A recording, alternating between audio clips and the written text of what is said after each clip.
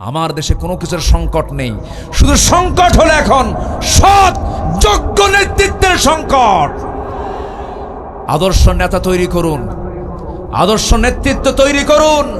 কোন চোর, হক নষ্টকারী কোন নেতৃত্ব আমরা মানি না। মনে থাকবে কথাগুলো? সবার কি মনে থাকবে কথাগুলো?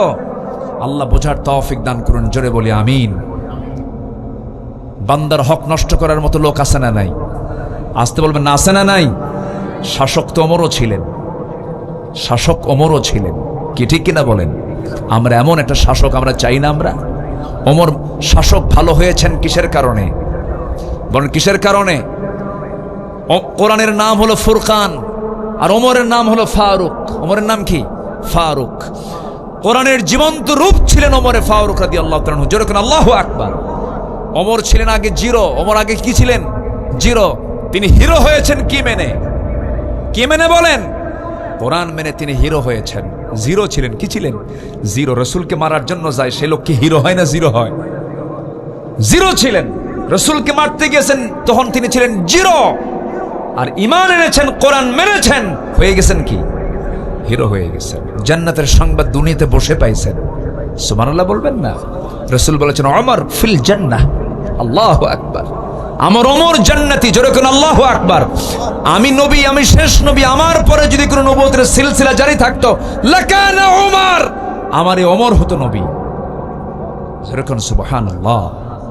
এমনি নয়, একটা মাত্র কারণ, সেটা হলো তার সম্মান বাড়িয়ে দিয়েছে কি? আমার আপনার সম্মানও বাড়বে কি দিয়ে?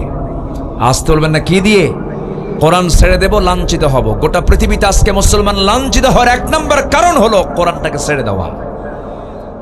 আপনি কোন দল করেন, যে দলের বাস্তবায়ন কোরআন হবে না, কোরআন দিয়ে হবে না, সেই দল আমাদের করা যাবে? সম্মানিত ভাইয়েরা, শাসক ছিলেন ওমর।